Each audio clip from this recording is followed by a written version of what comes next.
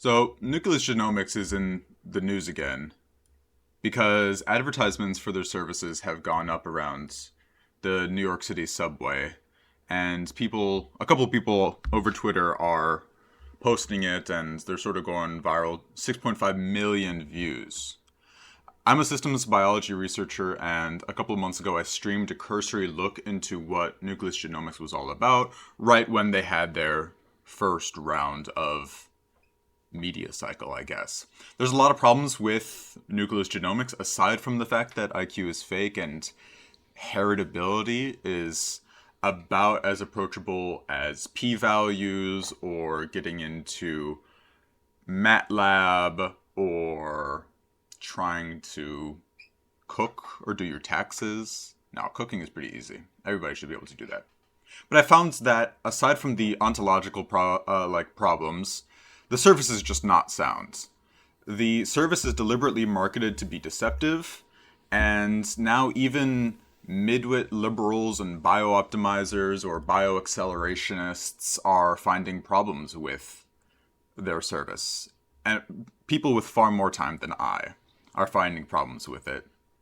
And I don't think that there's anything necessarily untrue about what these midwits are posting. But the most midwit response is, it's explicitly banned in New York from sending your DNA to a service. And it's like, why would you ever do that? It reeks of sloppiness. Well, it's true. The conclusion that this person comes to is correct. They put in the time, they put in the effort. We're going to take a look at a little bit of their article. But why would they do this? It's advertising, right?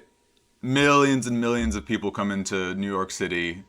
Millions of people go out of New York City. People from Dubai, from California, from Florida, from Mexico, from Canada, from Sweden. All the wealthiest places in the world come to New York. Would they be using the New York subway? I don't know. Who knows? Everybody's using it. But Nucleus Genomics was founded by a Peter Thiel fellow, Kian Sagedi. He might be Indian. I think more likely than not, he's Iranian. But we all know what sort of market he's interested in. But this entire Nucleus Genomics thing reeks of pick-me energy. It reeks of I hate humanity and I don't think that they should survive. You know what I'm talking about. But we all know what sort of market Kian and Thiel really want to tap into. They're not looking for a local market in New York. They're looking for a global market. We know what sort of market they want to tap into. And it's like, wow, this guy even has a fucking dating profile on the Nucleus Genomics website. It's insane. These people are so delusional. And pretty much everybody can notice that. Nucleus Genomics, they offer services to sequence your embryo's genetic makeup. Why are people so upset with that? Sequencing people's genetic makeup has been a thing for a while. What Nucleus Genomics does is that they can identify SNPs, or single nucleotide polymorphisms, that result in disease. There are lots of just a single point mutation can make a fetus completely unviable. It can give them a higher risk of cancer. There's all sorts of stuff. And yeah, I kind of don't have a problem screening for that sort of stuff. But Nucleus Genomics also uses a trained algorithm to aggregate SNPs to predict far more complicated traits. And that's the part that people have issue with, because they're predicting height, eye color, and IQ.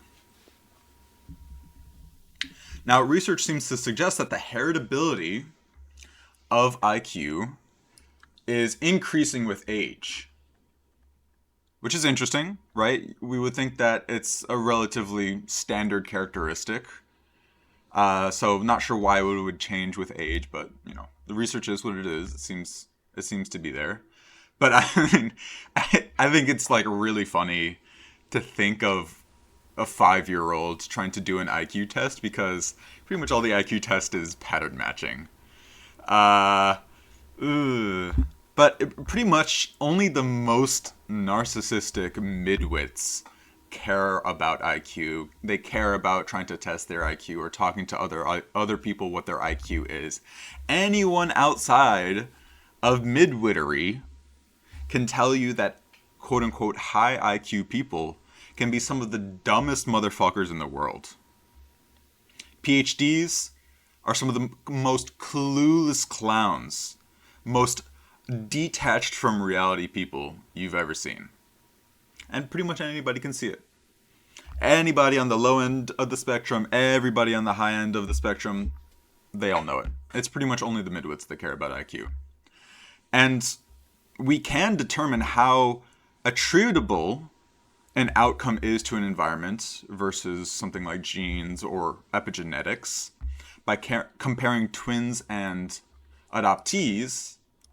And this is really the sort of marketing problem, the marketable problem, right?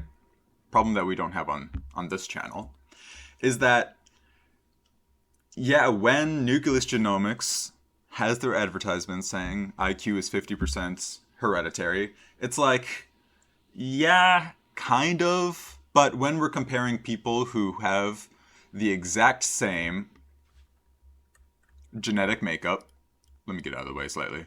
When we're comparing people with the exact same genetic makeup versus people who are slightly genetically variable, we can see a pretty dramatic drop and then it sort of peters out. But everything sort of clusters together pretty tightly. So how attributable is to stuff versus to genes versus your environment? It's a little bit tough. Like, if you're going to be spending $100,000, spend it on higher education. Not these bullshit IQ tests. But, I mean, let's go back to the person, I called this person a midwit, and I call them a midwit liberal, and I think it's appropriate, but they put the time and energy in, and I want to appreciate that for a moment. They found genuine concerns about the legitimacy and integrity of Nucleus Genomics. They're alleging that they have AI-generated blog posts, fake customer reviews, which is pretty funny because the following stream, I look at the customer reviews that Nucleus Genomics has, and it just looks iffy to me. Maybe my AI senses are, my AI DAR is still pretty honed nicely for now. So we'll see. They're saying that the entire thing is plagiarized based on other companies. They're saying Nucleus Genomics isn't showing anything new. And in reality, the reason Nucleus Genomics right now is become so popular is because of their shitty marketability, their flagrant dishonesty, and their deceptive tactics, right? All part of the wheelhouse of Peter Thiel. Generates outrage and media coverage any way possible, because obviously this shit is not going to get regulated, right? This shit is not going to be top down in any way. Really what it's going to take is people like us who have a problem with it speaking out and being able to talk to our family members at Thanksgiving, the crazy shit that's going on in the world, and distinguish the crazy shit going on in the world from the really cool opportunities that humanity has. And that's something that I talk about in the following stream. It seems like the lead author posted a response, archived here, and I'm going to put this in the description. Let's take a quick read through their conclusion. Enormous number of unaddressed points that I raised in my original article. This one here. Why do they use this? Why? Overall, shape their response pattern is even more obvious. Instead of addressing these genuinely disturbing issues, Nucleus fixates on narrow technical quibbles. Very liberal of them. And they're trying to change the subject towards one area where they think they can imitate competence. Now, I don't want to sound like a broken record, but this exchange doesn't paint a picture of a competent, scientifically honest company. Again, this is a company that you're supposed to entrust with choosing which embryo will become your future child. Nucleus's overall conduct so far, repeatedly making extremely bold, unsupported claims, only to walk them back immediately upon scrutiny, while impulsively levying serious and unfounded claims of financial conflicts of interest and suggestions of sinister conspiracies funded by unnamed competitors. No way. Oh my god. The mob is trying to cancel Nucleus. Right, it is... Thiel has taken a page from the Yarvin book. If you're going to make something popular or vastly implemented into the socio-consciousness, make it objectionable, make it hateable, make it irredeemable. Stay mad, hoes, is basically what Kian has to say for us. It is emphatically not commensurate with the behavior of a company which operates in good faith and conforms with generally accepted ethical guidelines. So much for liberal education, which Kiam dropped out of. These are serious matters with serious consequences, and well-meaning parents who invest their time and money into trying to prevent hereditary disease and provide the best possible life for their future child do not deserve the patterns of duplicitous behavior and flippant attitude with which Nucleus has treated or ignored the concerns I raised in my original post. I believe that IVF and embryo selection technologies have immense potential to benefit mankind, and that's why it's so upsetting to see Nucleus drop the ball. Everyone at Nucleus, including Stefan, should be ashamed of themselves for giving cover to sloppy plagiarism and potentially ruining the entire IVF ART field for everyone. Wah! But it seems like they not only double down on all their false claims and their plagiarism, it seems like certainly not novel, doesn't provide anything new. They don't outperform their competitor, Heresight, and we can take a look at that right now. So Heresight ran pretty much a comparison between Nucleus Genomics and the UKBB, which is a database for genomics, and found vast differences in their product. So not only are they deliberately misleading their gullible, wealthy base on what heritability is, what it means, and how much control over it we have, but also the nature of their own product. Here's another example of Nucleus Genomics competing against a competitor, and they don't get the same results, and then Nucleus Genomics just copies and pastes the results, right? They just look at the homework of somebody else on an exam, and it's like brutal, genuinely brutal to see this level of dishonesty. And so most of this post, or the engagement around this stuff, has devolved into quibbling over what the definition of eugenics is. And people in the comments are going either everything is eugenics, which is natural it's because it's natural to select for things, and what's natural is good, but generally they're skipping over the middle part and just going to the eugenics is good because it's Twitter and engagement baiting is like the modus operandi to rake in your USD from foreign nations based in foreign accounts, right? Or they're going, well, it's only eugenics if it's done by the state, which is like, I don't understand why it's exclusive to the state. Because these same people are also the ones who are interested in replicating the corporate structure within the public sector.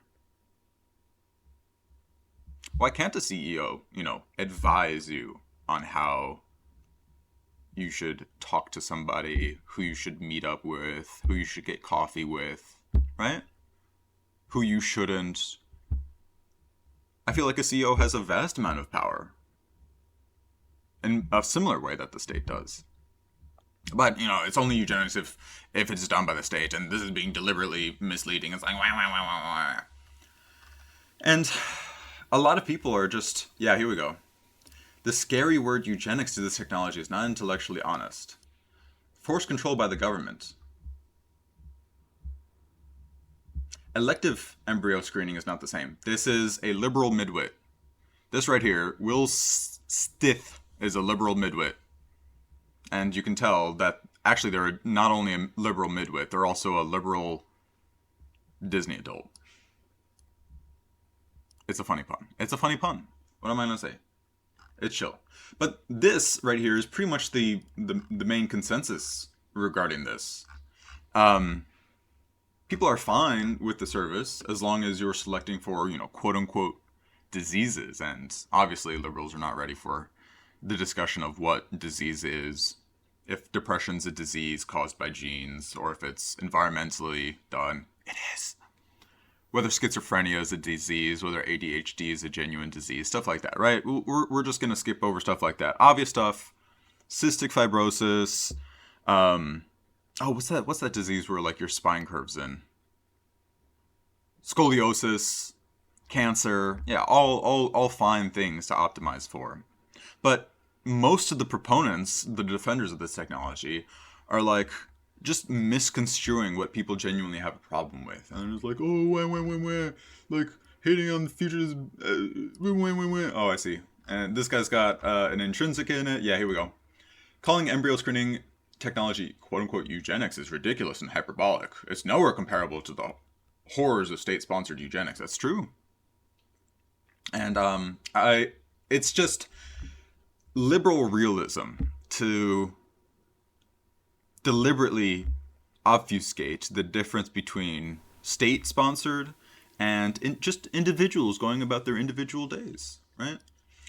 And so, I mean, this is probably the truest true I've seen so far. Yeah, eugenics was suppressed because the traditional religious right, people I would consider very similar to me, understood that eugenics is treating people like livestock, right? Instead of, just going to church, carrying 4 chairs at a time when you're wrapping up after small group, and finding a honey like that. And really, this is emblematic of a larger problem in liberal society, where people are treated like livestock, people who are being treated like they're replaceable. And it's very much so a similar thing, a cultural thing that happens with the private sector. But then we also get, idiots like this who are quoting Nietzsche and posting, wealthy white women with bleached tips in attractive dresses and images of gorgeous scenes on the Adriatic or whatever, being just spreading this anti-Christian filth, right? He's literally, or this account owner is literally quoting Nietzsche's Antichrist. And I personally don't think that Nietzsche was an antichrist at all. If anything, I think Peter Thiel is more of an antichrist than Nietzsche. I think Nietzsche accurately diagnosed Christianity as a perspective that wants to care for the weak, that wants to care for the poor. And that's what Jesus calls us to do. So this is just like really against Western values, and it disgusts me. But let's wrap this up before I allow you to watch my cursory look at Nucleus Genomics a couple months ago, live stream for my beloved audience. Quote, eugenics creates the false perception that one person is better than another. You don't need eugenics to do that. And the idea that leftists want everybody to be the same, I think, is genuinely insane, considering that they've spent the last 8 years focusing on sexual individual identity and racial, marginalized identity. And I think it's honestly just a projection of the far right wing who does want people to be exactly the same. This guy, quote, methamphetamine nationalist and orbital mechanics enjoyer. So they're just a futurist. They're literally just riffing on all the dog whistles of a particular German state. Yes, in a way, the people saying that eugenics is something that's natural, they're sort of true. It is sort of correct. Darwin was aware that we all thought that he thought self-selection was just part of reality. And in all honesty, trying to decide what we choose to do, who we choose to associate, our values, our decisions like that, all of it is part of ethics. It's the foundation of philosophy. So people who say that eugenics is the foundation of philosophy, yeah, that's pretty much what Plato's Republic is. But that doesn't do much, right? Because we want to see what your values are. How do you guide the decisions? Not just for yourself. How do you guide the recommendations for other people? Are you somebody that's worth trusting? I hope you enjoy the stream replay of my cursory look at nucleus genetics. Very frequently in the stream VOD, I say that I hate the future. This was streamed a couple of months ago. I would not say that's accurate. And I was a little deranged during the stream recording. Since then, I would say that my perspectives have changed dramatically. I don't hate the future. What I really meant was I hate that people like this are just going to be able to get away with some of the most blatant, dishonest bullshit at the expense of everybody else, when there are very real, tangible benefits that could be reaped from this technology. The dragon has 3 heads. One to be mad, whose ideas will change history. We're looking at Nucleus Genomics. Well, I haven't looked too much into this, but I'm very curious to see what this is all about. I think I've got the gist of it, which is that I'm not sure if this is IVF or like between two parents. And essentially what they do is they screen each embryo's, or I guess it's a fully fertilized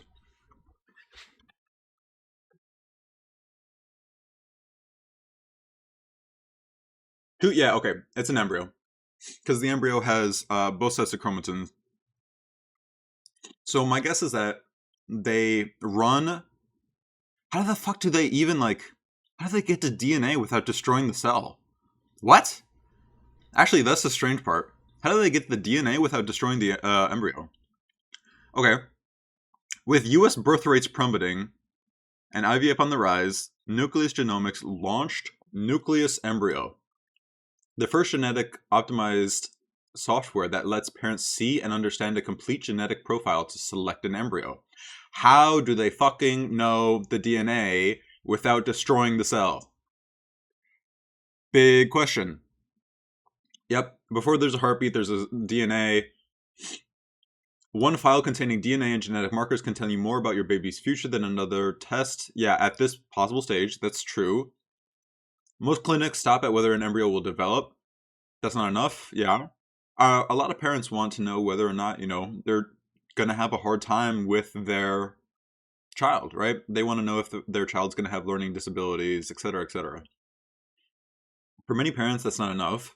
Parents have long asked for more transparency from clinics, and Nucleus Embryo is an important step towards complete data ownership for parents planning their families. Got it? Their software allows parents to analyze and compare 20 embryos across 900 hereditary conditions and 40 initial analyses beyond basic viability, spanning cancer, chronic conditions, appearance, cognitive ability, and mental health. So here's the big one. This is the big. Here's the strange part, right? Appearance, cognitive ability, mental health. To widen access to the software, Nucleus will partner with Genomic Prediction, the first company to offer genome-wide screening on embryos. Okay, so they don't actually... Oh no, I already hate these web pages. I hate these web pages so much already. Their partnership sets a new standard in genetic medicine, continuing Genomic Prediction's decade-long history of giving hopeful faithful parents the best possible chance of implanting healthy embryos. But it's not just about healthy embryos, people. It's appearance, cognitive ability, mental health, and more, including height. Right? Chat, if you're too poor to afford this service, you're kind of shit out of luck. Chat L. The partnership sets a new standard in genetic medicine. Decade-long history, analyses focus on hereditary conditions, acting as the first line of defense against chronic and rare diseases. Awesome. Okay, so genomic prediction, they're probably doing like, normal, decently ethical things. And then these fuckers are coming in with the appearance, cognitive ability, mental health. I mean, at what point are we going to start homebrewing fucking crosses with like human and alligator, right? Oh, my son shouldn't need my son should be strong and cold and calculating like the alligator, so we give it the alligator psychopath gene to make it super strong and completely sociopathic. Yeah, I got it. Human versus I experienced difficulties recently in a Democrat affiliated Discord who didn't seem to appreciate the things that I was saying about transhumanists, right? Transhumanists are people who believe that we need to free ourselves from the limitations of our flesh. It's literally that, hold on. It is literally that Warhammer 40k meme. Once I felt of my flesh. What is this? From the moment I understood... Yeah, there we go. Let's bring it back. Turn on desktop audio. Here we go.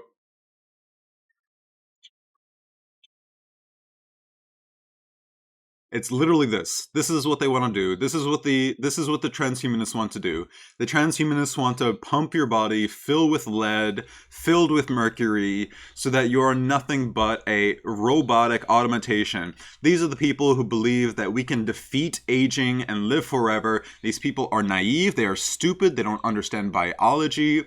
You will never become immortal if you are implanting your mind into a computer. You are no longer you. I'm so sorry. You are no longer you. This isn't, this is the stupidest thing ever. Believing that you would be the same person after you got implanted into a computer is like, it's the stupidest version of the ship of Theseus, right? Because at least in the ship of Theseus, excuse me, I almost choked on my spit. Birds don't have spit though.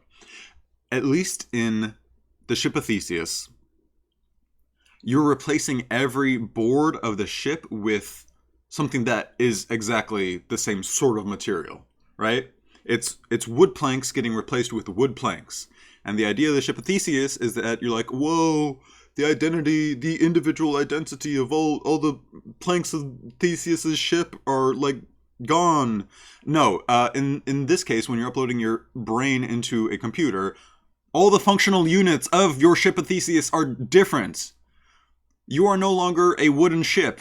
You are a pontoon boat in southern Florida wrangling gators to become a fucking psychopath. It's ridiculous. Hi Mog, happy Saturday. We're looking at this bullshit. As an organization, we are committed to supporting patients' right to their DNA. The patients don't even exist anymore. Also, no, I'm sorry. I think if you believe that you currently have a soul within your flesh prison, I don't think that you're going to be finding your soul in a binary mechanical prison either. I'm so sorry.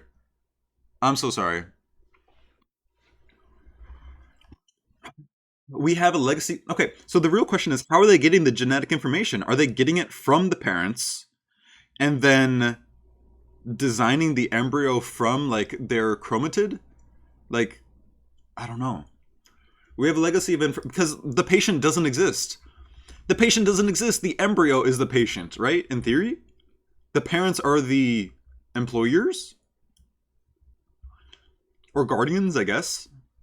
Our partnership with Nucleus opens access to information our patients have requested it and allowed us to uphold our commitment. Okay, so it seems like the patients are the parents. Nucleus partners with genomic prediction reflects a growing shift in how parents think about genetics as a tool. I want to read the study. A majority of Americans found that they were fine with the use of genetic technology to choose embryos based on health and personality traits. Were they fine with appearance, cognitive ability, and mental health? My Nucleus Genomics friends, hello? Oh, the story continues. Most women undergo 3 to 6 IVF cycles before successfully having a baby, with each cycle costing up to $25,000. Holy moly. Holy moly. $25,000. $25,000 for IVF, and I guess there's a cost on top of that to screen the genetics on top of that. So again, chat, if you are poor, you do not have the same level of fine control on whether or not your child is going to be is going to have like a learning disability, right? If you have the wealth, you're going to be able to create your own perfect GigaChad perfect child to mog on all the other soccer moms and their shitty little orange slices and apple slices. Meanwhile, your little Timmy is going to be eating highly processed, Gatorade gels instead. With these $25,000. Okay, 3 to 6. I mean, you could genuinely be dropping like $100,000 on each IVF cycle, and that is not considering the cost of actually delivering the baby in America. Because delivering the baby in America is like another $120,000. I guess if you don't have insurance, it's like $120,000. Salty, I'm sorry, you got hit with an ad. It just means that this stream is so incredibly marketable. We're so marketable right now. Okay. Many embryos are unviable within days of being fertilized. With leaving few to be choose from. Recommend genetics testing to optimize couples' chances of a healthy pregnancy. Stop at a select number of hereditary conditions and chromosome count. Nice. Now, this company is going to meet all your lovely desires for having your GigaChad child. And they're going to be able to cover it up behind ideas like health, well-being, and bullshit like that. Provides a comprehensive genetic profile for each embryo. How? How do they get a comprehensive profile for each embryo? You have to fucking blow up the cell for you to look at the DNA. Encompassing hereditary genetic diseases like cystic fibrosis, measures of cognitive ability, mental health, and risk for chronic diseases. Got it. I mean, I don't know. I feel like this article isn't saying much, right? Beyond like this technology is super cool if you are like incredibly rich and you don't want to have a kid that like is a burden on your lifestyle. Well, if you're poor, you better believe that you're in a state with abortion, because otherwise you're kind of shit out of luck. Yep. Age-related condition. Hold on. More than half of all deaths annually in the U.S. are attributed to chronic age-related conditions such as Alzheimer's disease, diabetes, cancer, and health. Embryonic selection can materially help reduce... Oh no, another one to look at. Help reduce disease for these conditions. Reduce disease risk for these conditions. Half of all deaths annually in the U.S. are to age? Is that what this claim is? Half the people in America are dying because of age? Nice. Good one. We celebrate health optimization and the pursuit of longevity in every other part of life via our focus on training, supplements, and sleep. Whoever this is. Oh, we're getting to the meat of it. Okay, so there's two companies here, right? There's Nucleus Genomics, there's Genomic Prediction. Nucleus builds software for generational health. Inspired by the loss of his cousin, yet preventable genetic disease, Nucleus founder and Thiel fellow Kian. What is this?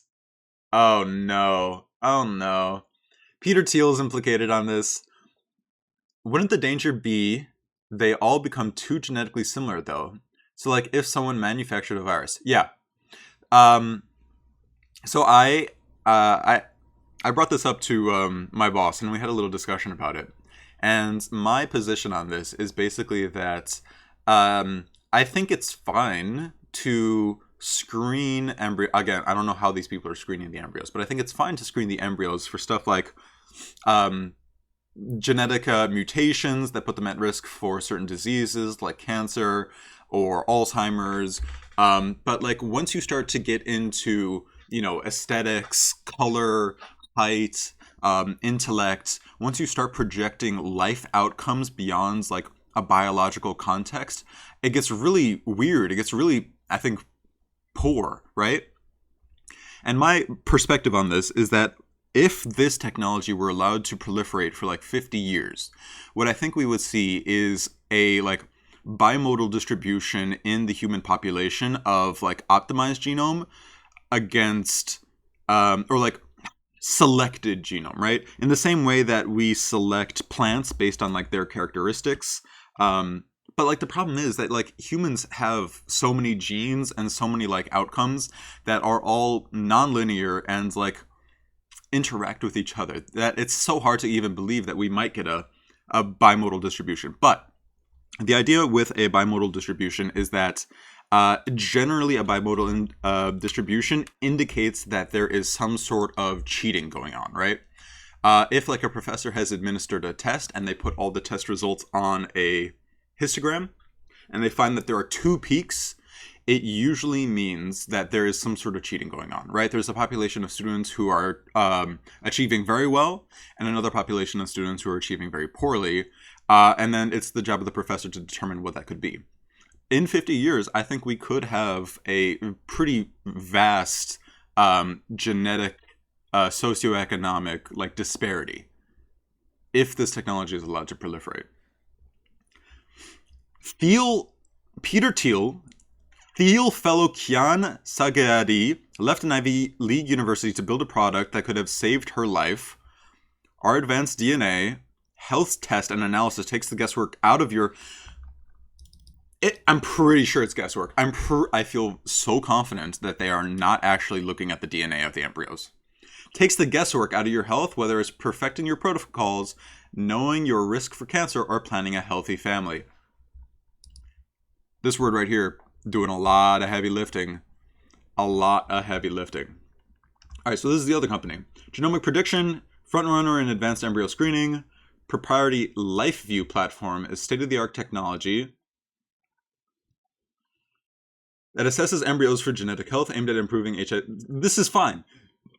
So far, genomic prediction seems to be a perfectly fine company. Nucleus Genomics seems to be the sussy company.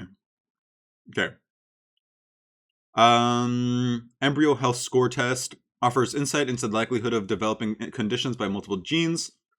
Significant health issues, including cardiovascular disease, diabetes, cancers, mental health conditions. Sure, fine. Derived from the same embryo sample used in PGT. Although, I feel like, this company is trying to take the spice out of rich people. Like, what good are rich people if they can't be a little mentally ill? Like, why would you want to screen out mental illness like this, right? Okay, that's the end of the article. So they've got a couple of products. Identifies chromosome abnormalities. Solid. Pinpoints the origin of chromosome abnormalities. Ha! Okay, so this is going to be good for couples therapy. Chat, I'd like to remind you, IVF is $25,000, and this article says that most people do it 3 to 5 times. That's $100,000 per IVF with the screening on top of this. Detects chromosome abnormalities and structural imbalances. Okay, so again, this company seems fine. Let's take a look. Peter Thiel fellow. Oh boy. How to become relentless as an entrepreneur. Oh, this is Kian at Nucleus, yeah. Happy to join my friends in this community of founders. Corey Levy. Do we know Corey Levy? Who's Corey Levy? His name is familiar. Mog, do you know who Corey Levy is?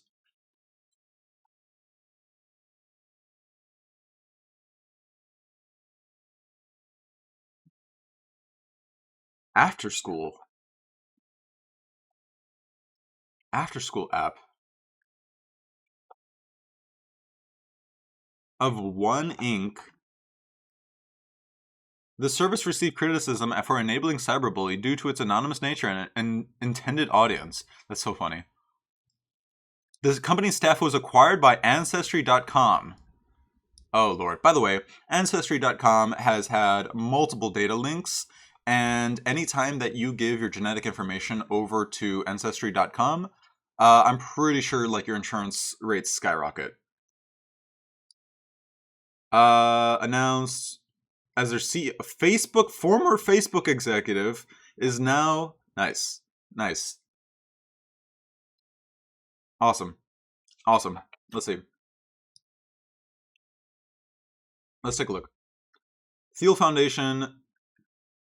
Oh boy. Oh Lord. New class includes 20 entrepreneurs in biotech, AI, energy. Oh Lord. Next class of Thiel Fellows. The fellowship program, launched in 2011, encourages talented young people with big ideas to start companies instead of attending college. In a world where conformity rules, these young founders are setting out to reimagine every industry they touch. They're looking to build new industries. No goal is too ambitious. The year's class innovating in fields as high as energy. Okay.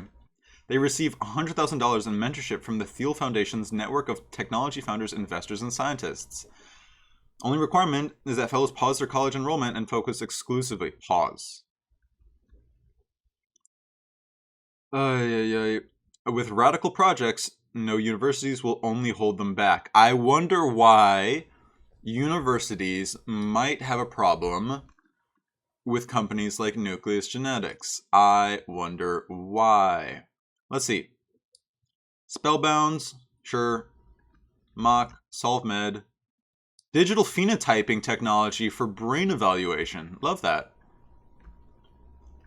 Alright, here it is. Next generation consumer genetic. Alright, let's get to it. So this is the main site. The choice is yours. Look at what happy, lovely family this is. We've got white, we've got an Asian family, we got another white family, oh, a black single father, and another white family. We're back to it. Okay. Have healthy kids or live longer. Got it. Okay, so you put in your DNA. That's right. CAP accredited, sure, whatever. More DNA sequence, sure. Okay. Designed by experts. Okay, so the founder himself didn't go to college, but he instead employed a bunch of ghouls to do it. Actually, you know what? I want to take a picture of this.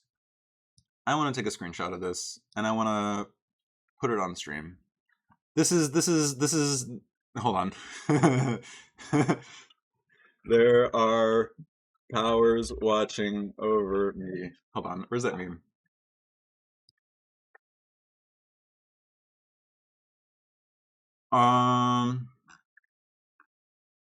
Whatever. It's fine. Let's get this up on stream. We're gonna bring an image onto stream. Browse. Where's my desktop? Here it is. Wow, look at these people. This is awesome. These are the people who are very invested in keeping your genetics safe. Thank you. The number one. Okay, so this is not only a family like examining, but also a like. It's essentially 23andMe, but they don't do like the history, the former stuff, right? All right, let's see how long is the family stuff. Can Discord shut up? I need all of you to leave me alone. We're investing. All right, how much is this? Nice, 2 kits, $1,000 with $40 a year memberships. That's like nothing. Chat, if you're spending $25,000 on IVF, this is like nothing. Family planning with just one cheek swab uncovers your genetic risk for 900 conditions for you and your future kids. Got it? Chat.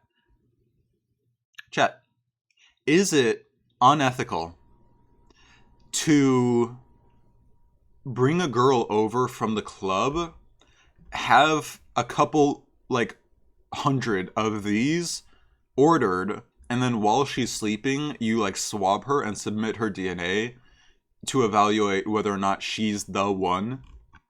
Is that sussy? Is that strange? Is that bad? Okay. We screen 900 genetic conditions you could pass down to your kids. ADHD, insomnia, asthma, chronic pain, and more. Yeah. Okay, got it. 1 in 50 get results that could save their baby's life. Okay. Influenced by diet. It is. For years, I thought diabetes in my family was predominantly influenced by diet. Can you stop? To be clear, diabetes has a very strong genetic component. But if you aren't drinking sodas, you probably aren't going to be getting diabetes. Found out my genetic risk is higher than 90% of those who share the same ancestry as me. Thank you, Yasser Arafat.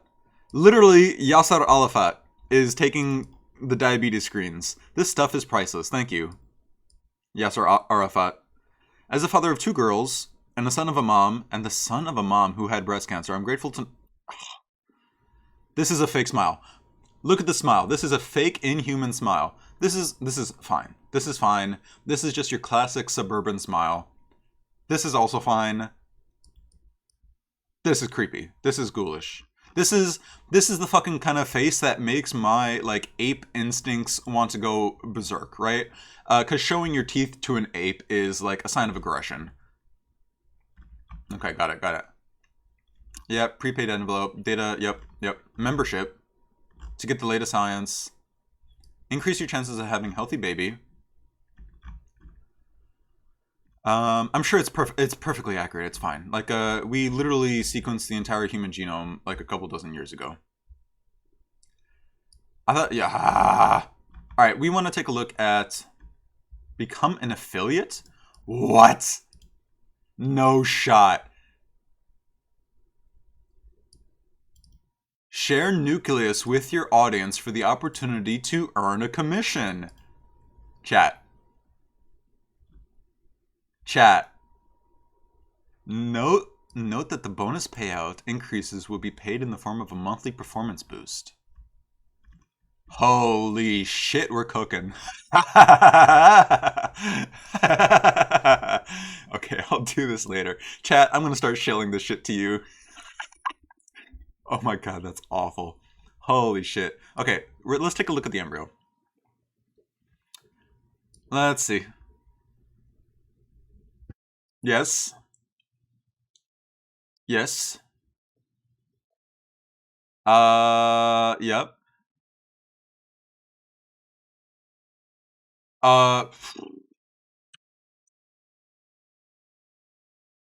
What's the most expensive clinic? Advanced fertility. Sure.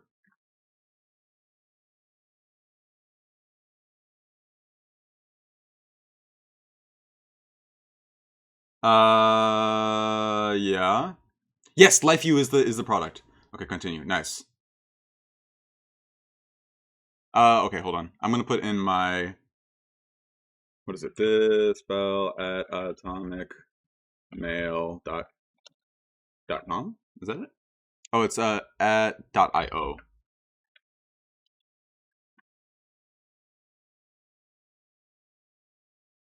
Mail. Why improve my bloodline? How do you get the genes?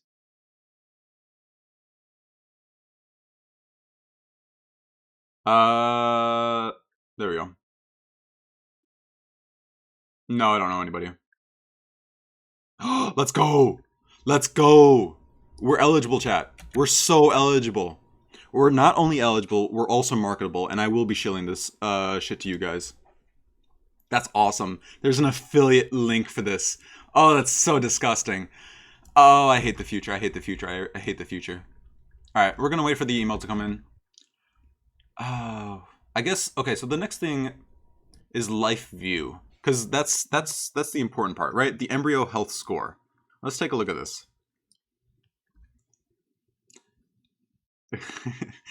Oh, Clem, you're so right. Improving your bloodline is a constant uphill battle, and I think that once you put improving your bloodline behind a $100,000 tag, you get into some really sussy things. You know what I'm saying?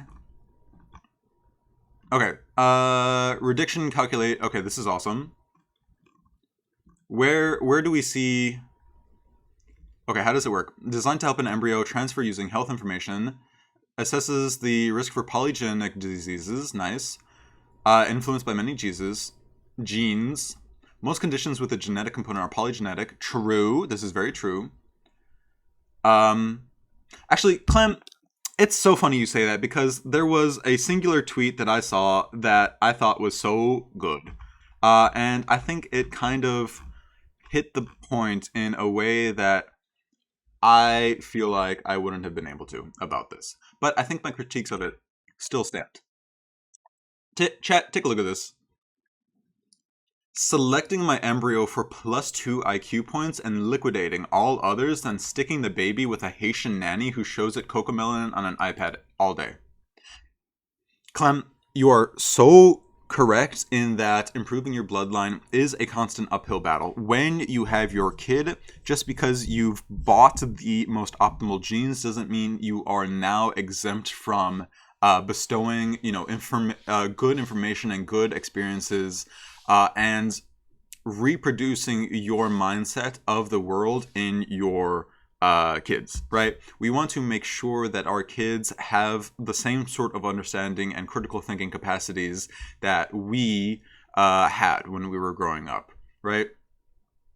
And just to stick them in front of like Cocomelon, I feel like, sticking them in front. Okay, the reason that I don't like this tweet, right? The reason I like this tweet is because it says something very important, right? Parenting is a constant endeavor where you need to transfer your ideas and your experiences into the next generation.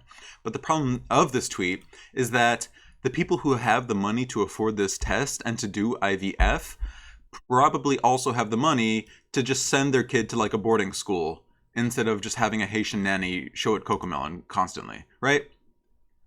The people who be sending their, sitting their child in front of Cocomelon at the family of 4 dinner table at Applebee's, probably isn't, optimizing their genetics in the same way. All right. Choose an embryo with the best EHS has been scientifically validated to reduce these risks with up to 40%. Multiple diseases simultaneously. Help. Oh, excuse me. Life disease EHS helps you due to different genetic risks. Yep. Okay, when do they talk about intelligence? Right. Lower risk of diseases. Chat, we hate diseases. That's so awesome. Does the number of tested samples matter? Is not a diagnostic test, but a screen designed to compare risk among a group of embryos. The more embryos available for comparison, the higher the chance of identifying embryos with bigger differences in polygenic. How are they getting the DNA? How are they getting the DNA? It probably doesn't change the genome. See, this is where they're dodging the eugenics allegations. Is designed to inform your choice which embryo to transfer. Is not designed to exclude embryos. Chat, if you want a suboptimal EHS, perfectly fine. That's up to you. Yeah, it doesn't alter it. Which embryo to transfer? This is the silliest shit. Can embryos... Yes, parental DNA information is used to help analyze the DNA in each embryo. How are they collecting the DNA?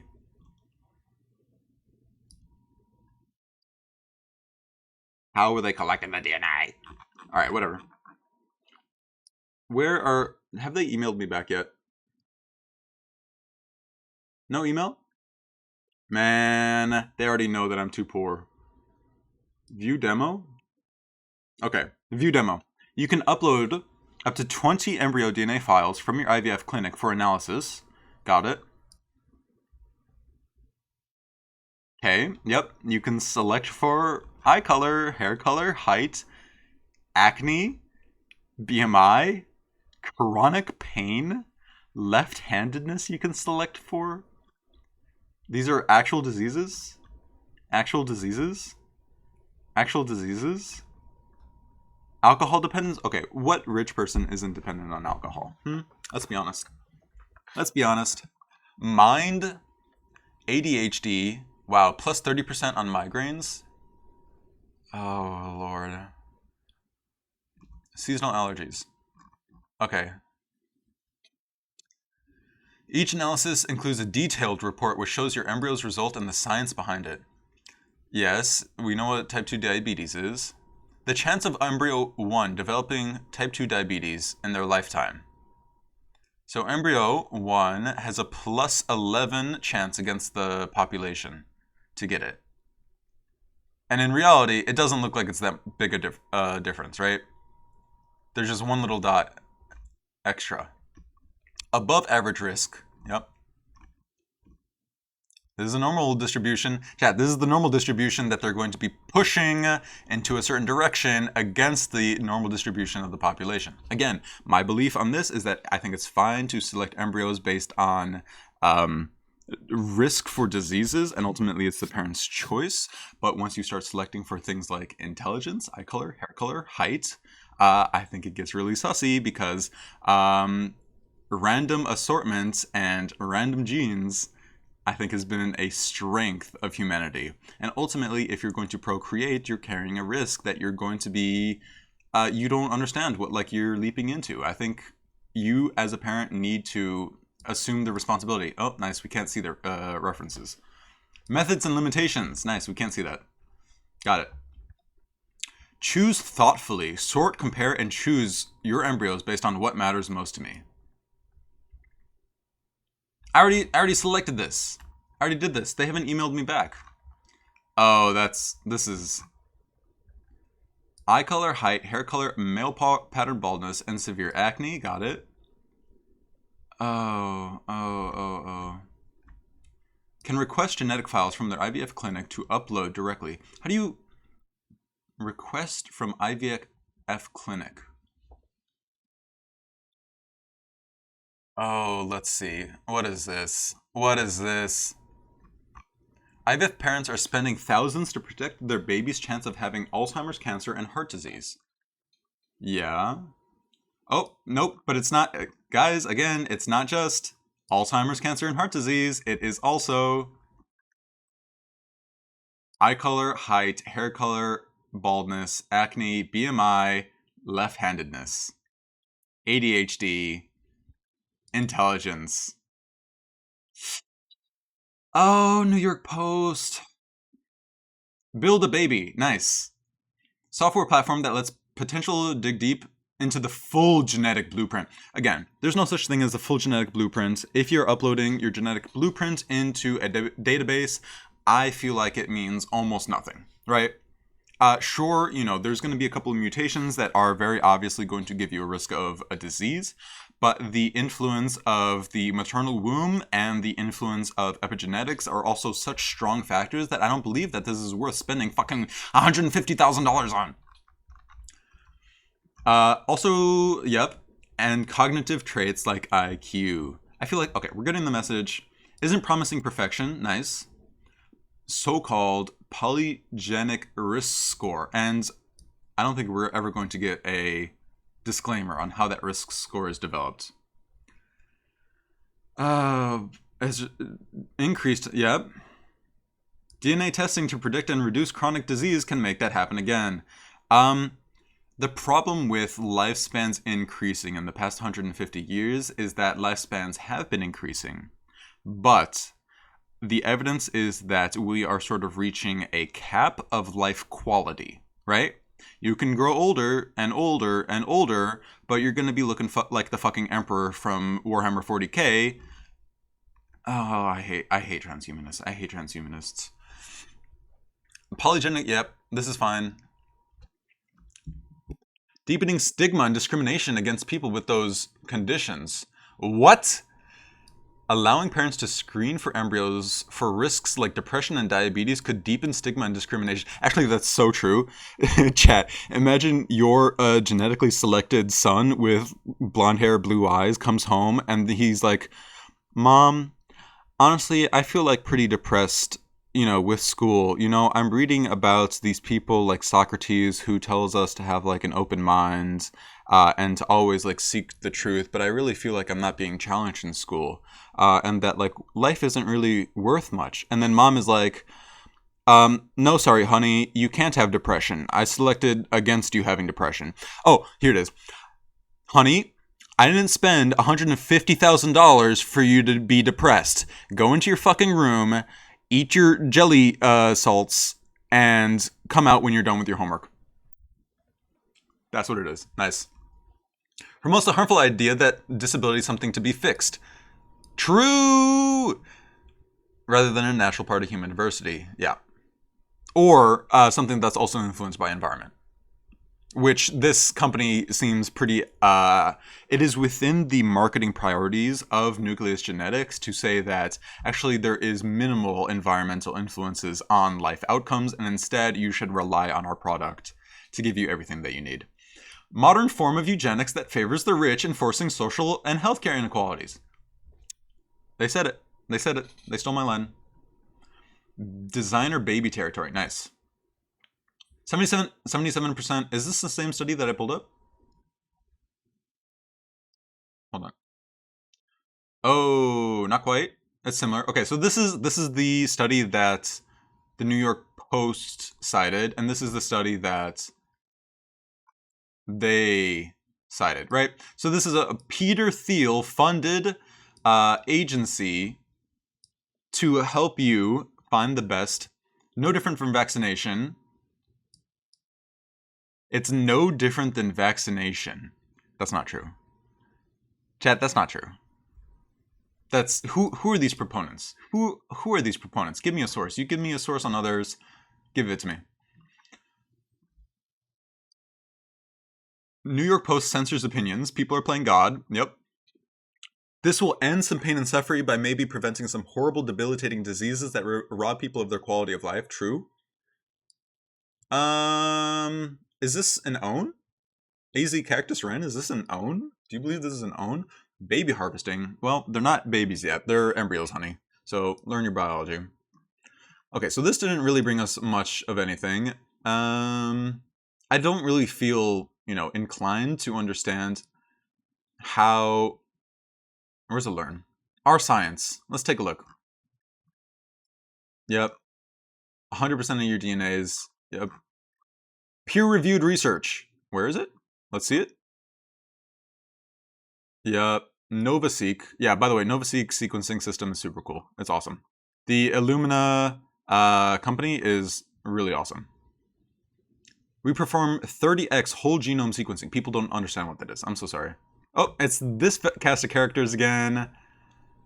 It's these people. I wonder if there's any, like, sussy, suspicious pasts to these people.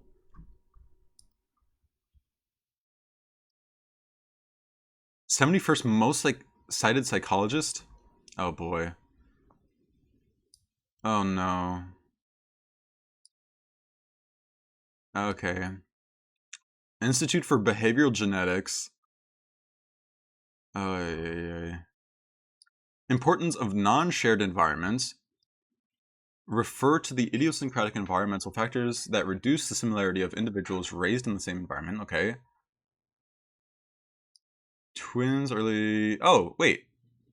Oh, that's pretty awesome. He did a pretty cool piece of research. Let's see. Well-cited. Yeah, well-cited.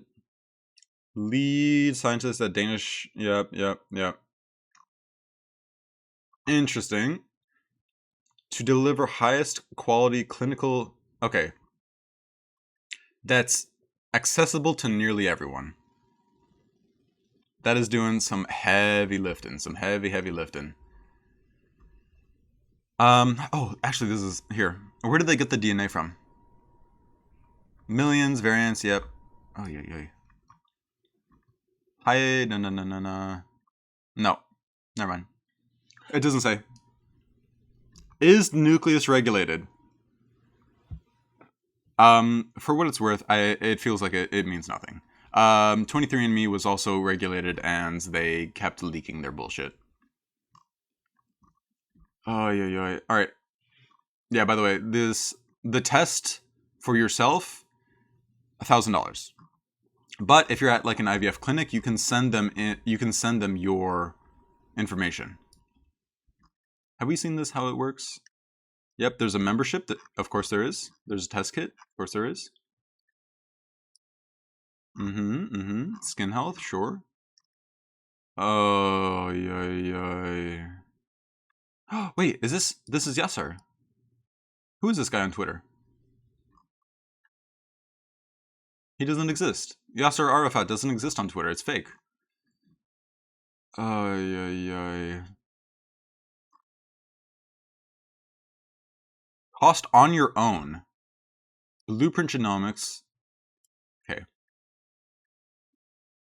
Oh. Wait, what? It's HSA FSA eligible? What? So you can... This is covered by insurance? Oh my. Genetic counseling appointments directly in Nucleus. Each 1 hour session costs $100. Nice. That's so awesome. This is so awesome. Let's take a look at it. We looked at that. Where's the deep dives? Yeah, let's take a look at the deep dives.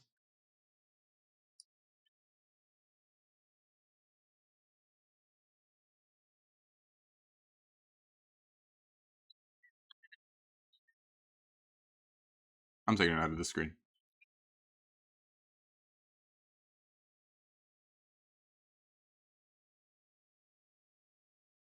Yes, we know that. Thank you.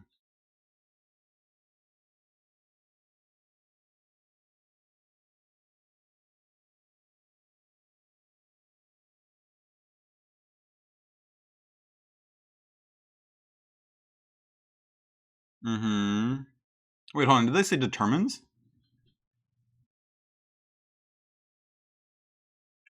Ah, what helps shape you. Yep. Carefully worded. Nice.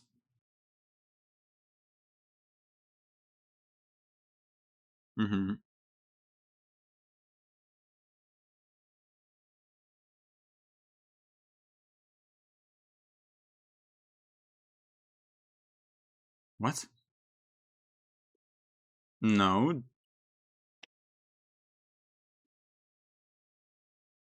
It is genotyping.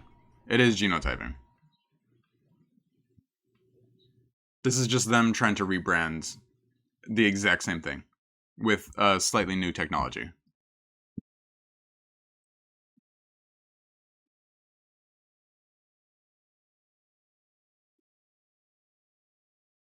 Almost everything about you.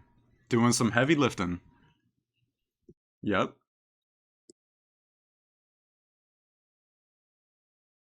I hate this. Oh, it's like Kurt Gazette animation.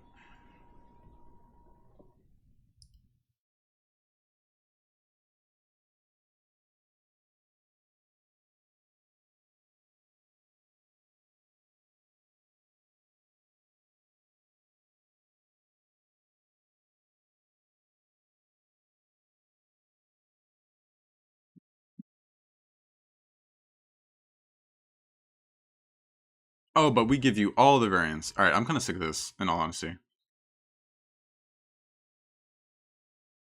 Chat, we're bringing back the normal distribution. We're bringing back the standard curve. We're putting people back on the standard curve. That's awesome. Fuck, I hate this. Oh, yeah. Yep, okay, and this is the... Oh, wait, is this the heavy lifting?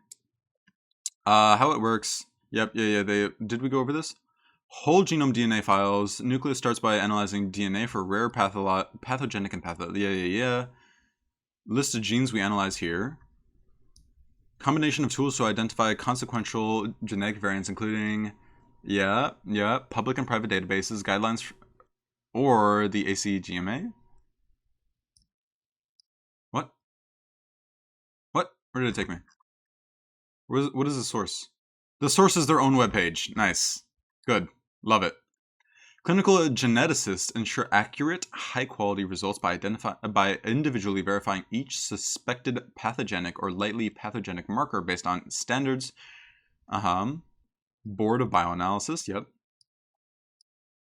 Certain pathogenic markers in the LDLR gene have disproportionately high impact on someone's risk for heart disease. Okay, got it. This also just go back to the same exact page, or maybe they got their references at the bottom. They do. Okay, cool. Ay. Oh, Lord. Where are we? In these cases, only reports the pathogenic marker, highest predictor, okay?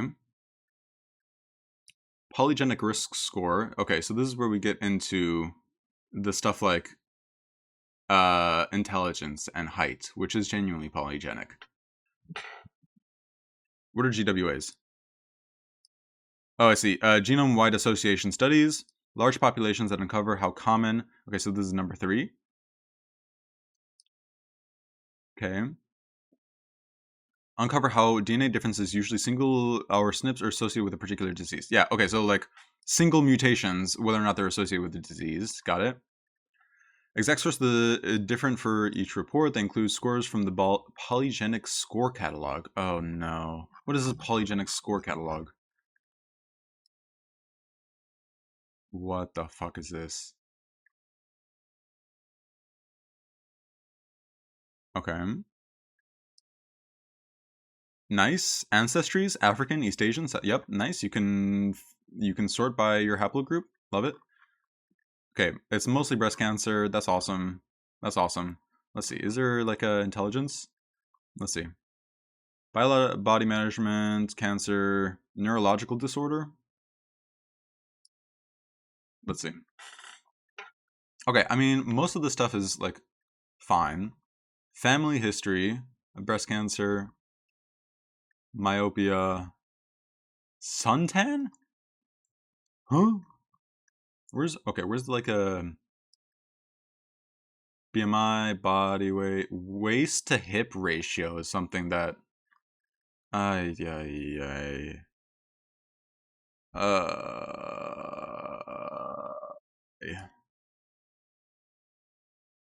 All right, let's see. Other measurement? Age at death. Okay, so there isn't much. Yep, alcohol consumption. AP, I don't know what that is. Balding measurement. Shrew. Body height. Sure. Brain volume you can also get. That's nice. Chronotype measurement. That's awesome. Creatine content. Diet measurement? What? They're saying genetic... Okay, whatever. Fine. I guess you can get away with anything through the magic of statistics because everything influences everything else. Fuck these people. In all honesty. Neuroimaging results.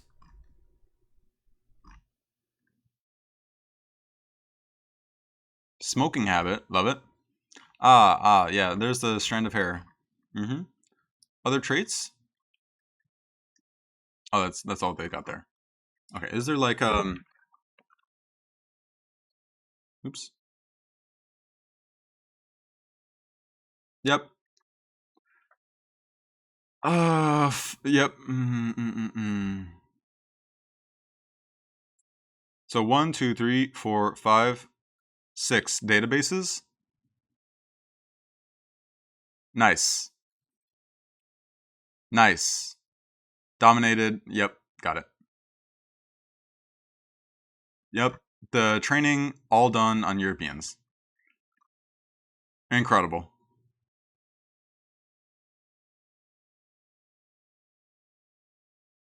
In fucking credible. All right. Let's go back to their bullshit.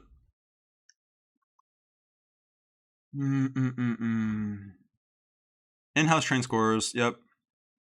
Greater detail. Okay. always to provide that the most recent well-established predictive scores for each disease and trait. Yep. Add these effect sizes together, resulting in a single number that measures someone's genetic disposition. Hold on, I need to know. How do IVF clinics read embryo? Before I forget, data.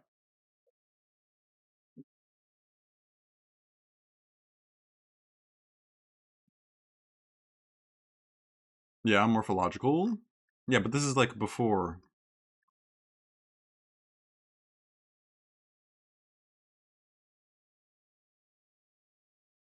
How do they screen DNA? An embryo biopsy? Second step is analysis of the biopsy by laboratory. Oh, so I guess like they halt.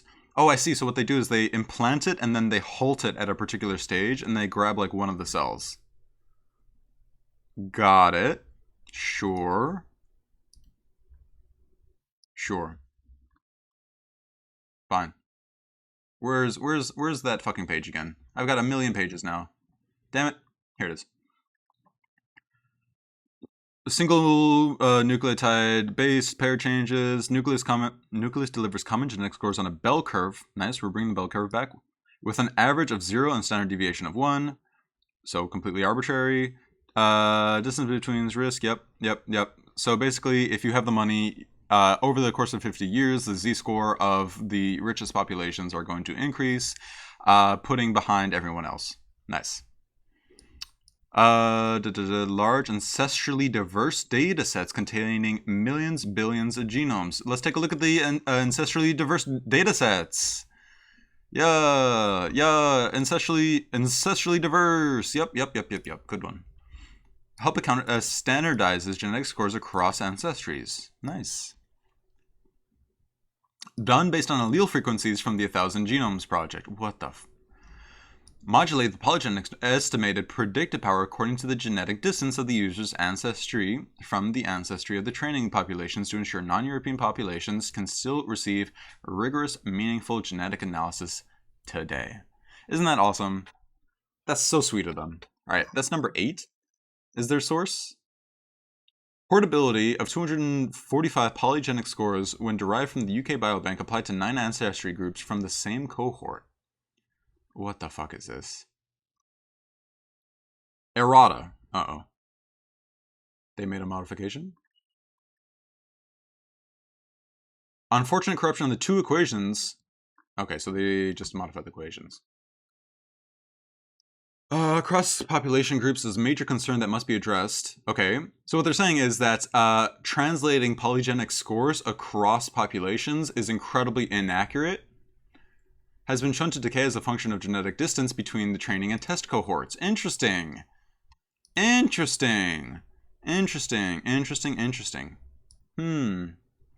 the study, we examined the extent to which PGSs are transferable between ancestries deriving polygenic scores. In the UK, defined 9 ancestry groups at subcontinental level. Nice. Simple, robust, and effective method of racism that we introduce here. Nice. Okay, actually, what is their method of racism? Let's see. Data. Dosages data. Okay. Ancestry groups. Note A. Where's note A?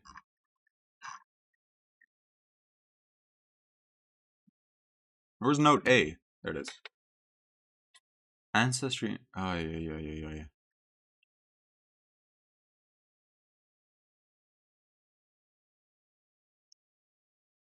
Where's note A?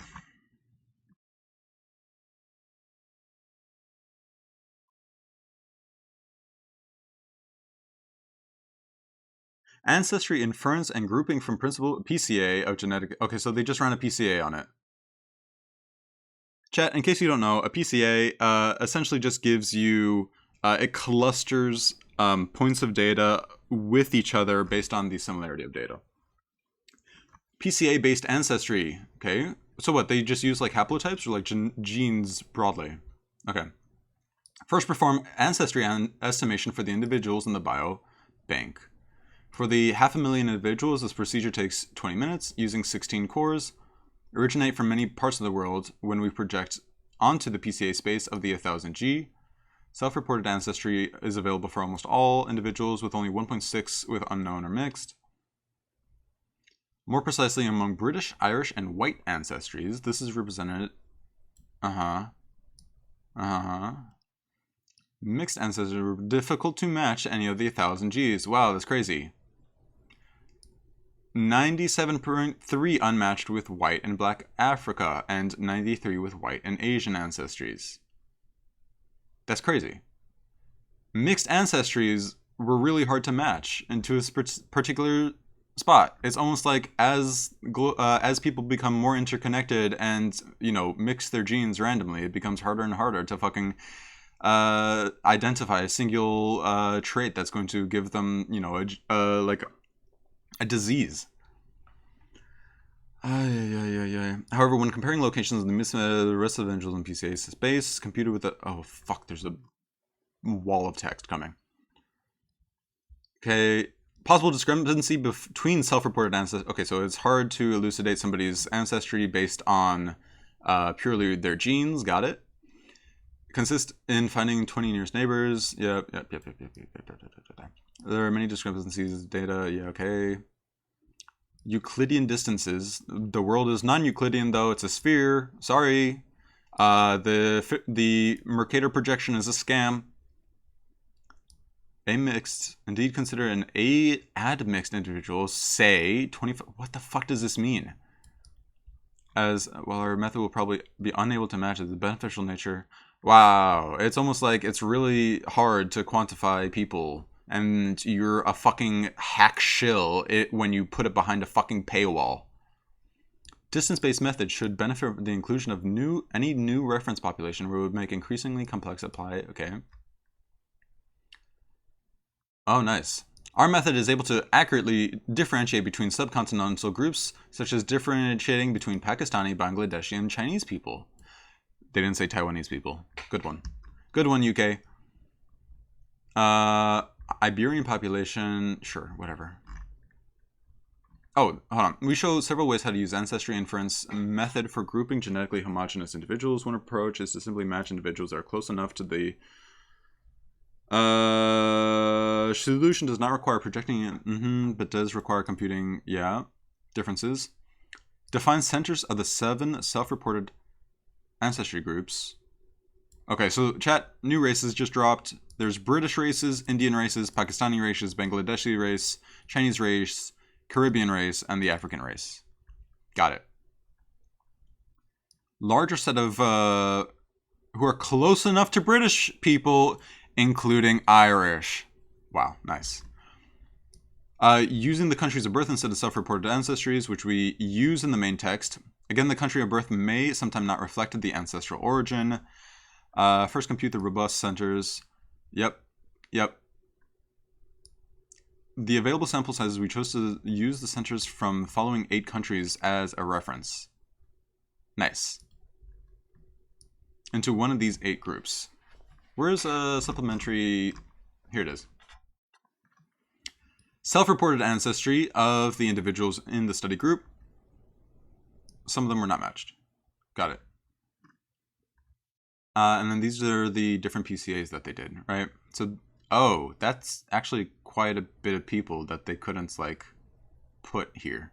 So, the UK-Poland axis is conjoined with the Nigerian... What the... I hate this. I hate this so much. First 8 PCA scores computed. Yep. Colored by the homogeneous ancestry group we infer for these individuals. Nice. 100 individuals for each of the 26 populations. Oh my lord. I fucking hate this. I fucking hate this. Okay. On ancestry grouping for the details on how we define other 8 ancestry groups and also better understand how we infer the Ashkenazi Jews ancestry group.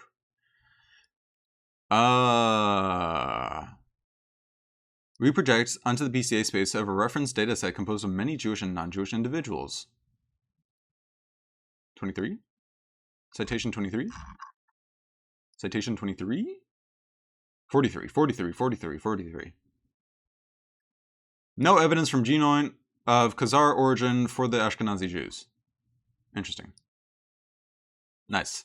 Compute robust center of the Ashkenazi Jewish reference individuals and compute PC distance. Why the fuck are they... Alright, a bunch of math.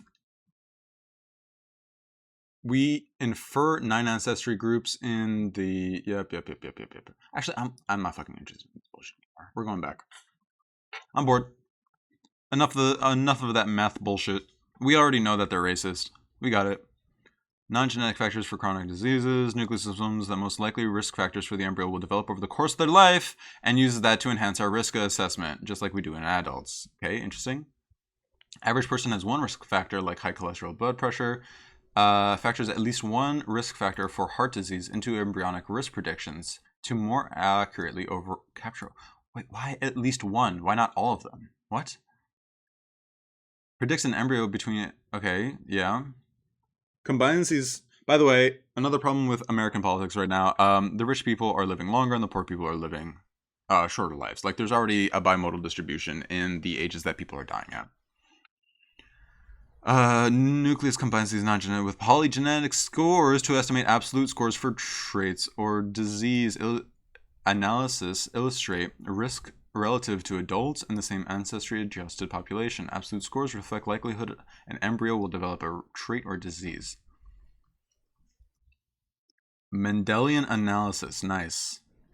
Found that embryonic DNA could be genotyped with over 99% accuracy, meaning that polygenetic scores can be reliably constructed at the embryonic level. Okay, got it. So that's how they did it. A preprint in 2024 showed that embryonic sequencing accurately detected rare genetic variants in embryos.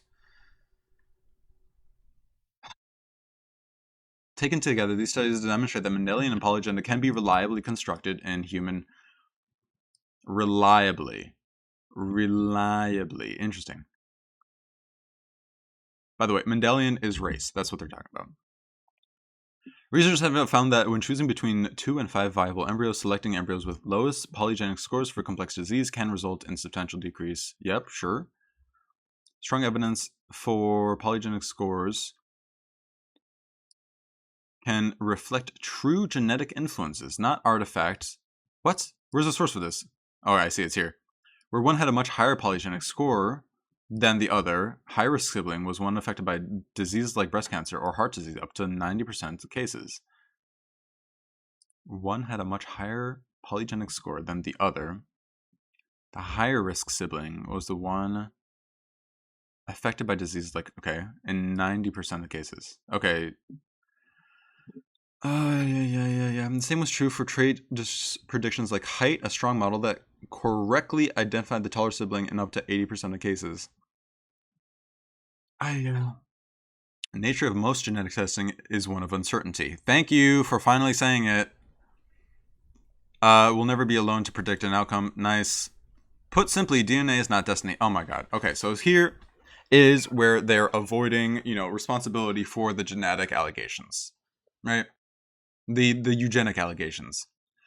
The limit of genetic influence on any outcome is known as a broad sense heritability, or H2. Based on broad sense heritability, a percentage that indicates how much the variation in any given disease or trait can theoretically be explained by DNA. Theoretically. A fraction of heritability. It offers clearly labeled strong, modest, or weak predictor. Further contextualizes polygenic scores reflecting their variability explained in the absolute scores we provide. Further contextualizes. By the way, we looked at some of the contextualizations, literally just explaining the disease. The higher a genetic model's variability explained, the more accurately on average. The higher a genetic model's variability explained?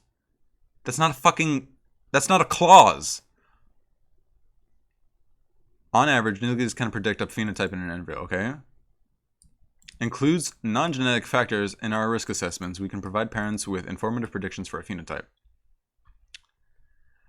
Genetics can explain 80% of the variation in height among the population. Considers the best known genetic model for height a strong predictor able to predict about half that variation. Considers the best known genetic model for height a strong predictor able to predict about half that variation. Can predict an embryo's expected height with more accuracy than any other continuous trait.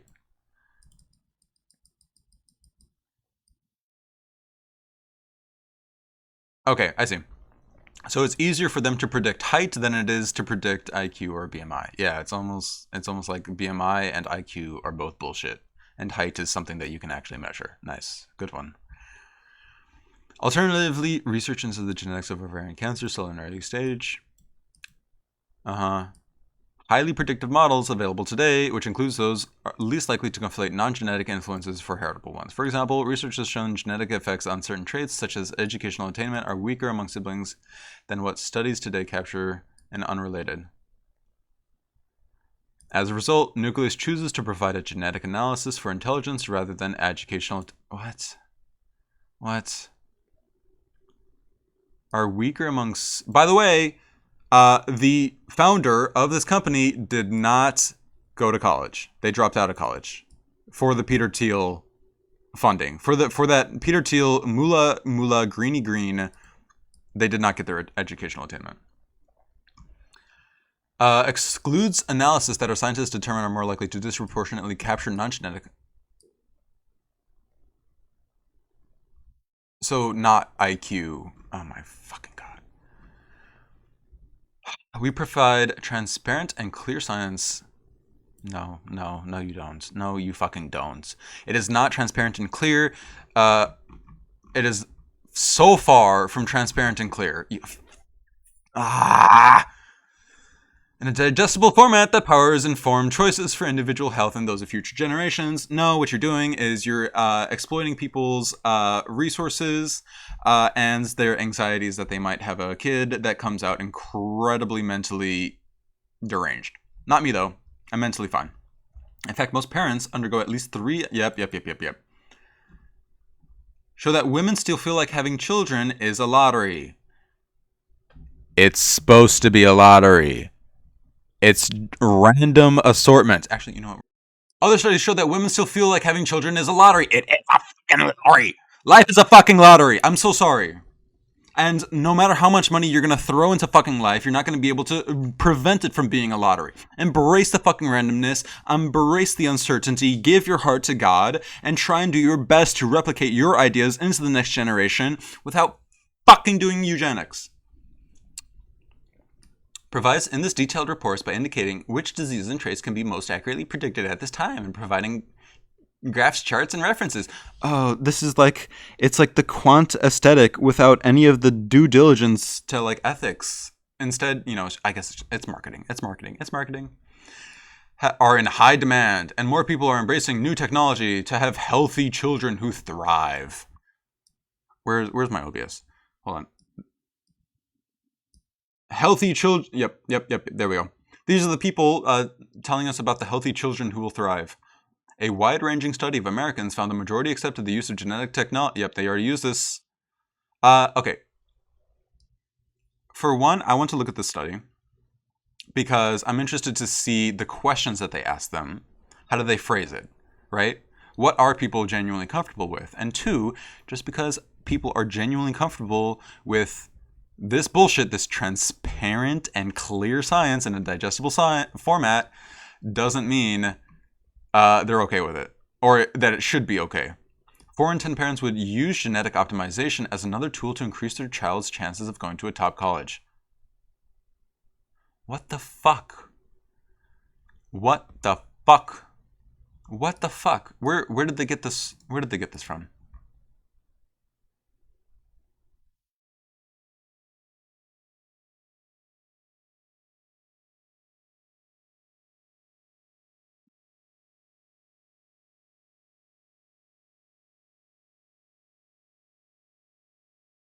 By the way, whenever somebody cites an article and they say, oh, this is a representative survey, it probably isn't.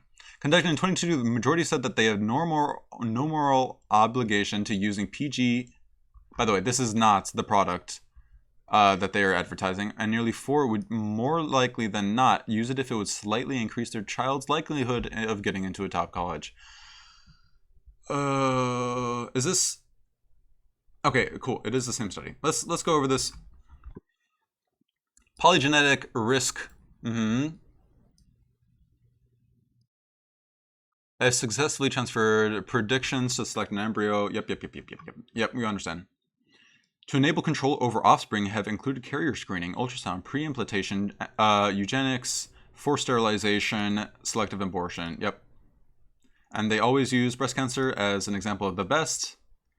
In contrast, a PGI is based on the estimated scores for incredibly complicated and opaque pieces of knowledge.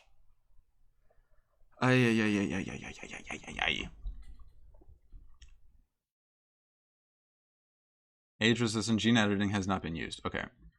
By the way, the guy who did this was imprisoned in China. Already offered by at least one U.S. company. Received far less economic... Yep.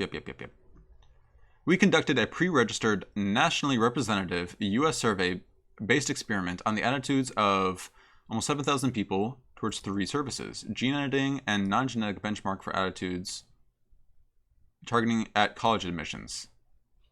Okay. To prepare for the SAT test. Okay.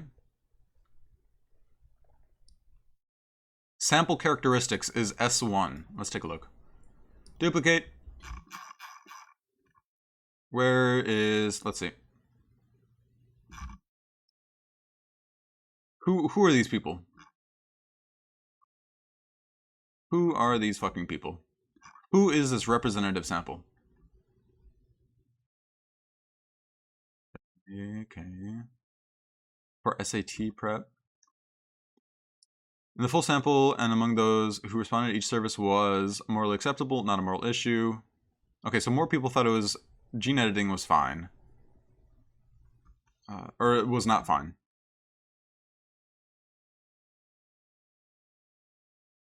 Oh, okay, so they contrasted it against, you know, just using SAT prep instead of gene editing. So people are more fine with people are more fine with SAT prep than gene editing. Okay, it seems pretty uniform across age groups, their perspectives. Also, this is not a fucking error bar. This is not a fucking error bar. This is just a fucking line that you put into the middle of it.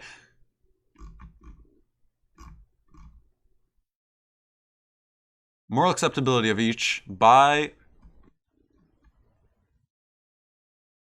Okay, it seems like it's pretty... Whoa.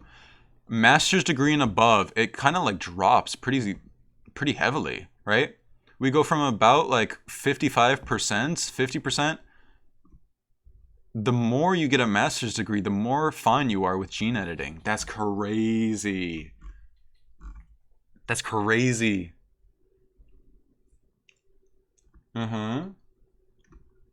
Yeah, it increases with advanced like education. All right, let's take a look at their sample.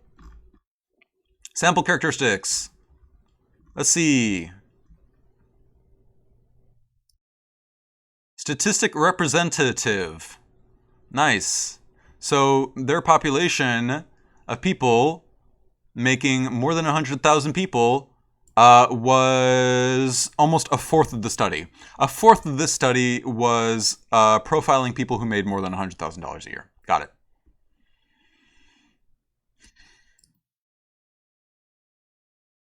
%77% were white. Okay. Got it.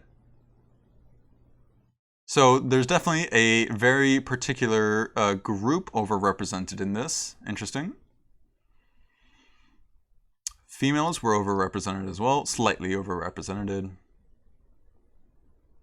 Mostly from the South. I see. So rich people from the South were overrepresented. Most of these people had high school or GED. Some college, no degree. Got it. Interesting. Portion of participants giving each of the 4 responses the moral acceptability for each service. Among the 3 services, all 3 differences between the portion of it have no moral obligations to the service. What? Mean willingness to use. Yeah. Okay. So people aren't very fond of gene editing, though a third of the population is huge. Keep in mind, a third of the sample, a fourth of the sample was people making over $100,000. Willingness to use. What is this? Okay, so they're doing significance of what? Proportion of participants who reported on a scale of 1 to 100%, 0 to 100%, being more than likely to use each service by low and high social uptake. What is high social uptake? What the fuck is social uptake, people? Hello? Mean response to the participants of how likely they are to use it. Uh-huh. What is this p-value fucking evaluating? The significance of what? This isn't a fucking experiment. Why are you putting a fucking p-value? Proportion of participants who have no moral obligation to who have no moral obligation.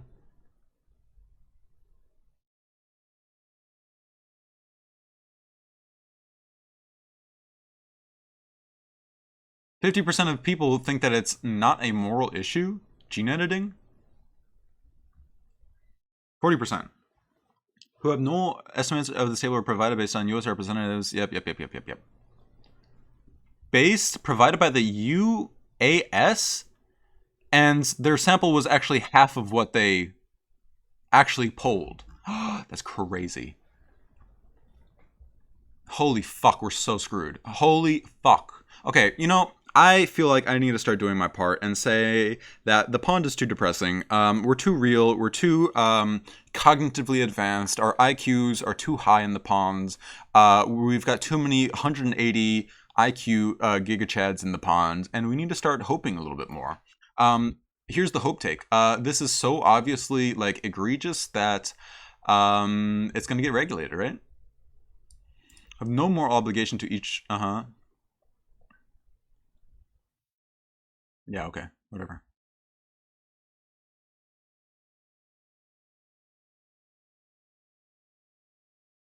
Giving each of the four. Yeah, whatever.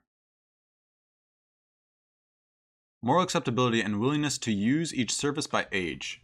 Oh, got it. Okay. So, morally acceptable. Let's see. Who is taking home the cake when it comes to gene editing and the ages? Oh, nice. It's the millennials that are fine with gene editing. And then it decreases pretty rapidly with age. Got it. Got it.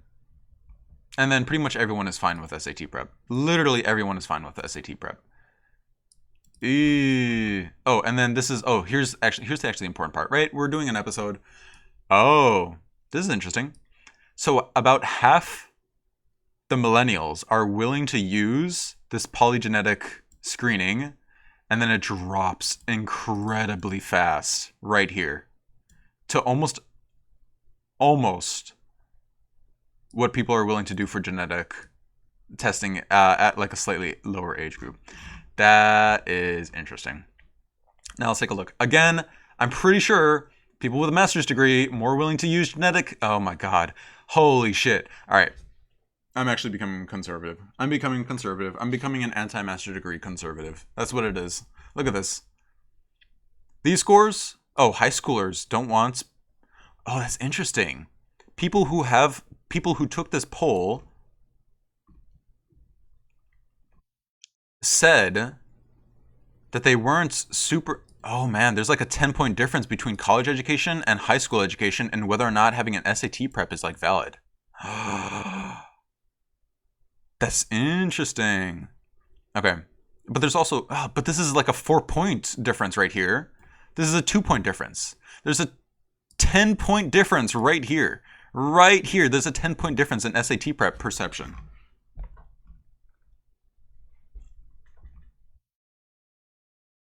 Giving each of the 4 responses. Yep. Yep, about half people. All right, let's go back. What is this? So they were 30% likely to use gene editing Yep. About half the population said that they're fine with the polygenetic. Oh, all right. Let's skip to the conclusion. Media reports of early adopters might suggest that it is a fringe issue unworthy of policy attention. It is not. Sharp turn in public opinion about IVF shows that innovations are initially met with limited uptake, and even active resistance can quickly become normalized and adopted. With limited uptake and even active resistance, true. If the limited uptake, what could that uptake be constrained by? By capital. Harris poll found that most Americans objected 1 month after the well-publicized birth of the first IVF baby. Okay, so it swapped pretty dramatically. Most said that IVF was morally acceptable. 2016 of countries, including the US, found that 20% agreed with the use of gene editing. Keep in mind, where are these fuckers? Gene editing. Not only has it gone up compared to the world in 2016, it is now double for people with a master's degree are fine with gene editing. For intelligence. For intelligence. I didn't even get to that. Intention to use gene editing to enhance, again, including the US, found very little intention to use gene enhancing to enhance offspring memory and learning capabilities, and little variation across. Okay. What is very little intention? What does that mean? Okay, but for this product, for this Nucleus Peter Thiel funded project to succeed, the little intention is, just supply and demands. Like the lower the demand, the lower the supply, the higher the price. And again, the screening tests $1,000 for a pair of two. In light of her recent findings of much higher gene editing acceptance, and substantial gene editing use intention in the US, it is plausible that considerable gene editing use intention now also characterizes attitudes in other countries. Sure, we'll have to figure that out. Public views of technology should influence policymaking in a democratic society. That's so true. Wow, that's such a hot take. That is such a hot take. Experts who are critical of a technology should not assume that the public shares their knowledge or viewpoint. I think experts who are critical of a technology don't give a fuck whether or not the public shares their knowledge or viewpoint. Understanding which members of the public are most likely to use technology can inform predictions about societal impacts. Boy, who are these people that are so fine with genetic testing? Who could that be? Or genetic modification? The extent to which it is likely to enlarge existing or create new disparities. Oh, you know what they should have done? They should have had a second tier right here for people who have a master's degree, and then people who have a master's degree in biology. Like another little row right here, master's degree in biology. Much more should be learned about the public's reflexive as well as considered judgments. For instance, which other traits do people want to select for or against? How does relaxing the assumptions of free access and safety to affect the rates and distribution across groups of moral acceptability and willingness to use? Legal frameworks for reproductive vary wildly in the US. Yep. People might have preferences against social inequality that coexist with the preference to improve outcomes for their own family member. Yes. Preferences against social inequality, and yet they would still be buying the technology that would allow them over the course of like 3 generations to cement social economic inequality into a biological context as well. Someone might prefer that inequality be reduced at the aggregate level, but still choose an inequality amplifying technology for themselves. Wow, banger. Absolute banger right here. Actually, these people who wrote this, I feel like they did a decent amount of due diligence. They probably like really glazed over discussion of, certain statistics. And where's the other certain statistic? Where's their sample? Other certain statistics? But it's okay. Despite their relevance, public attitudes alone do not determine appropriate policy. True. Additional research, yep. Given our limited knowledge, does widespread use pose an acceptable population risks? Pleiotropy, relative risk reduction, be conveyed to achieve appropriate consumer literacy. I wonder if they're conveying appropriate consumer literacy.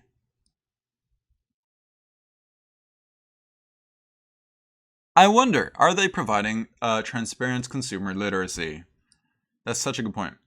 Given the costs and those of that PGI has developed with participants of European genetic ancestries are less predictive for those of other genetic ancestries, we must consider the extent to which a free market for polygenetic testing might exacerbate or create new health or social inequalities, and ask whether society should tolerate that result. I feel like these guys are cucked. The rhetoric of attention, I think, is not enough. Just by bringing attention to this question is not enough. You should state it. They should say society should not tolerate that result. But again, I guess they can hide behind the idea that, we don't really know the result. Kind of hard to tell, right? Because they don't want to be Marxist shills. Marxist postmodern shills should be limited to certain traits, and if so, who would draw that line and how? Dobbs' decision, the U.S. is experiencing uncertainty about the legal status of not only abortion, but also reproductive decisions that are unprecedented in the past half century. Yep. All right. Okay. All right, chat. I feel pretty good about this stream. It's been about 2 hours. I think what we're going to do is I'm going to summarize what we learned today, right? So, Peter Thiel has invested in a fellow by the name of Hyun Sagdi.